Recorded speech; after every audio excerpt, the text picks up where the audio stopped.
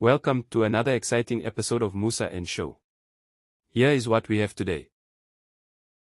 Sanibona, yazi ngifuna ukukhuluma ngendaba kaFloyd. Kunelethe engiyibonile la. Ivela wena eKZN noma ngingena show ukuthi iyiphi region kodwa ngizwile ukuthi kunabaqulusi. Kodwa ke sizothi mase sesifundi letter bese siyathola ukuthi ivelaphi. Iletha le ikhala ngokuthi bacela ukuthi uFloyd remove kwiposition akuyo. Bakhala ngeincompetence. Kodwa ngaphambi basingene nje kuleyo letter leyo. Ngiyafisa ukucaciseleka kubantu abangama members omkhonto wesizwe party nabayifundile iconstitution ngoba mina ngiyidownloade manje ngaphambi nje ngirecorda le video ngiyidownloadile iconstitution omkhonto wesizwe party ngoba ngifuna ukuzipha isikhathi kodwa ngeke ngiyifunde manje ngifuna ukuzipha isikhathi ngiyifunde ngiunderstand ngifisa ukwazi kumkhonto wesizwe party ukuthi njengoba kukhona abantu abathi abagculisekile ngendlela uFloyd asebenza ngayo lapha neoffice lakhe yimiphi imigudu elandelayo ukuze ukwazi ukufile a formal complaint ukwazi ukureporta kwabamphethe bamkhole into order then ima ngabe still engaguquki bese babona iplan bamenze njani ngiyafisa ukwazi ukuthi kwabaziyo kwabayifundile constitution abangilekelele ngikubuza lokhu ngoba lencwadi lema uyibheka ngiyasola ukuthi bi-email kodwa incwadi mangesi email incwadi ethunyelwe specifically kuDuduzile manje lento yenza lento yakuyashiwo ukhumala ibuye emqondweni ethu ukuthi hayi umuntu olawuli MK party uDuduzile Zuma so zonke into lezo asifuni ukuzikholwa kodwa masibona ama member eMK party enza kanje ziyabuya emqondweni wethu kodwa sizongena kulokho. Okwesibili engifisa ukukhuluma ngakho umkhonto wesizophatha uthatha igxathu lokuyovula icala uvulela iAfriforum bakhipha iletter izolo bakhiphe neletha ke namuhla ingama page awu2 manje angeke ngikwazi ukuyifunda iletha yakho angeke ngeze ngikwazi ukuyifunda ngizofunda iletha eyodwa le ekhuluma ngoFloyd lesibili angeke ngikwazi ukuyifunda sizokhuluma ngalolo daba lolo kodwa ngaphambi singene nje odabeni sokhuluma ngalo ngiyacela usubscribe ku-channel ulike ivideo ucommente uyishare nabanye ujoin membership yale channel iqala nje ku20 ngenyanga nebusiness kamfowethu ngiyacela nimsupport uthengisa into aba expectile nje nowazi umakhelwana bazoba nebaby shower ungabe ungathintana naye kuna number yakhe la kule speak engiyifakile la asingene nodabeni ke engifisa singene kulo namuhla asiqale ngalolu umkhonto wesizwe party njengoba bomeme nabezindaba wakhipha nencwadi ukuthi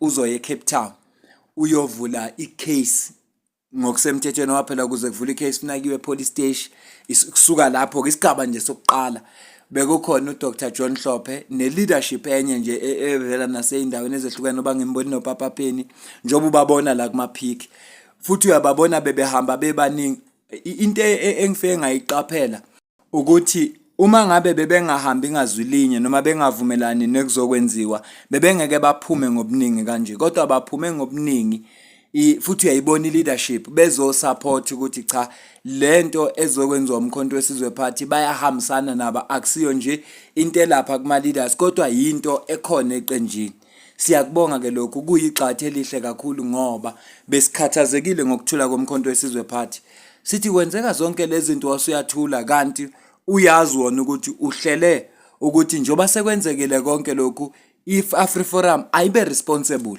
for izenzo zabo wonke umuntu kufuneka be accountable for izenzo zakhe nje kufuneka be accountable kuhle kakhulu sekuyoba inkantolo ke nema prosecution ezoshoko bese kusuka lapho sobe sesazi ukuthi kuyiwapi kodwa igxathu lokuqala nebalekile imkhonto wesizwe party ulenzile namuhla waqonda police station wafike wavula icala zombona uDr John Hlophe khona la sayina khona ekhombisa ukuthi ngempela ungaphakathi epolice station uyalivula icala noma ngishilo ke mangenza ivideo lenye ukuthi ukukhathazeka kwami nje kukodwa ukuthi ijustice system yethu inombala nansi nje ukukhathaza kwami lokho ukuthi ijustice system yethu inombala inombala iyaya nokuthi ubani wakwabani unamalini iyacounter nakho lokho into engikhathaza nje kakhulu kodwa siyakubonga kwenziwa umkhonto wesizwe party asingene kunansi indaba kaFloyd ngaphambi kokungene kule letter engizoyifunda la kodwa izolo ngithe mangibhekelele i-channel igama layo politically incorrect ngabona omunye oyilunga lomkhonto wesizwe party ekhuluma lapha ne-host wakhuluma kanje. A document being shared, the document speaks about, in particular, the fact that the political leaders, uPhamkani and uGama, are being jumped. Their authority is being disregarded by the Secretary General, Doctor, and Ntontoni, who is from the legislature, to run branches. From the political understanding that we know, the branches, the regions are run by the provincial political structure. Is my understanding misplaced? No, it's not misplaced, Nkokeli. There's a lot of history corner, but I can attest to Guti.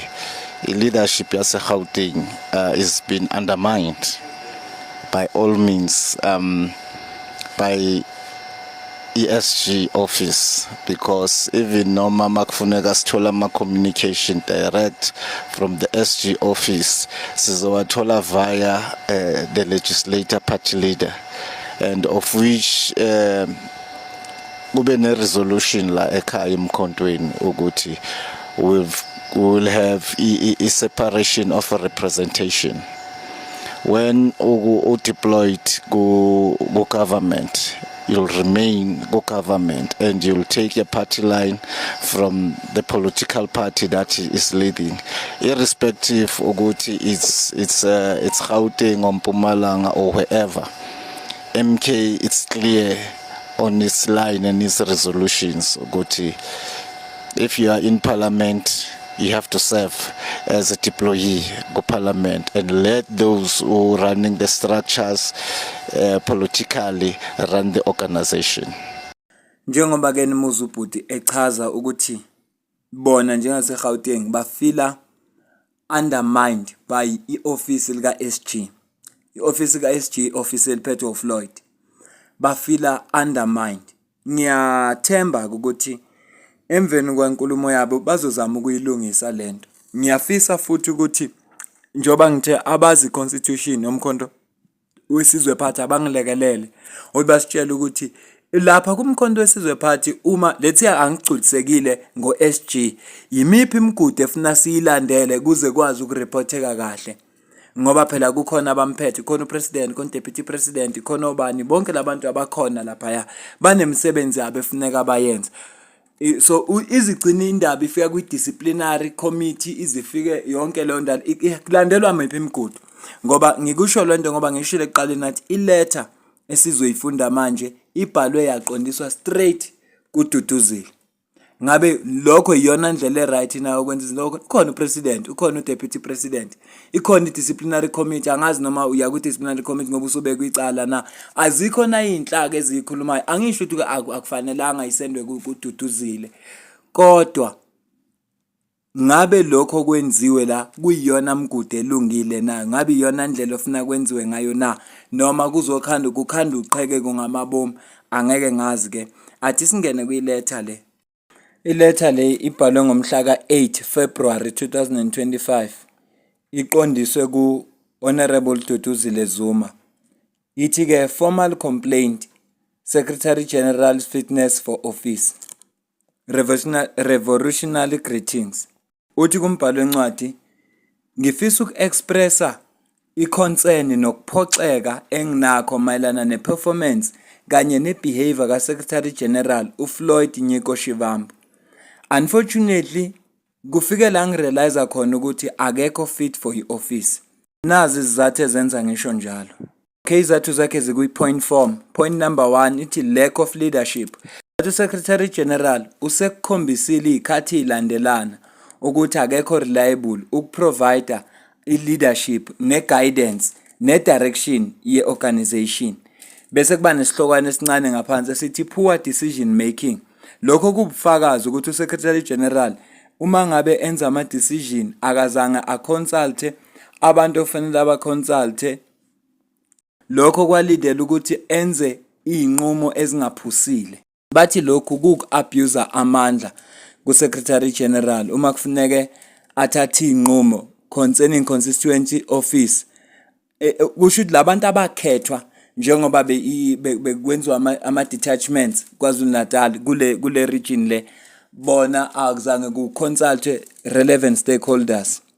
Bathi-ke u-Secretary General uhlulekile uku-communicate ne-constituency office staff members nama-member we-KZN Provincial High Command kanye ne-caucus office yase-KZN. Lokho-ke okulidele kwi-confusion nokungathembani kanye nokwehlukana. Ipoint lesibili bathi incompetence. Bathi usekhombisile kaningi ukuthi uyayilekha understanding kanye nokuba competence eyindaweni ezibalekile. Lokho okugcina kwenza ukuthi athathe inqumo ezingaphusile ezenza ukuthi ke i-management yakhona ingabi effective. I-issue yamabhasi okufanele ukuthi atransporte ama-ground forces omkhonto wesizwe ukusuka eyindaweni ezehlukahlukene. Bathi lokho ke kubufakazi bale point leli. Ipoint lesithathu lithi unprofessional conduct. U-Secretary General ukuziphatha kwakhe akukho professional. Bathi lokho kufaka phakathi nokungabhadalwa kwe-constituency staff kanye ne-rent yama-building asetshenziswayo njengama-offices KwaZulu Natal. Then ipoint lesinye lithi failure to uphold organizational values. Bathi usehlulekile ukuthi ahambe ngama-values nangama-principles e-organization. Bathi enye yama-values omkhonto wesizwe is ubuntu. U-Secretary General uyakwazi ukuyolala ebusuku azi kahle ukuthi imindeni ebalelwa ku-60 ilale kumnyama nge-festive season ngoba abazange bakhokhelwe njengoba sikhuluma. Nokubhulishwa-ke kwama-constituency office staff ukuthi leso staff sisayine i-contract entsha. Phekwe contract vele khona existayo. Bathi-ke awekho ama-payment abantu abatholile i-constituency staff elitholile for January. Lokho kwenza ukuthi i-organization i-reputation yayo ingabi yinhle. Uyacela ukuthi akuthathwe nazi inqumo ezilandelayo mayelana nalodaba.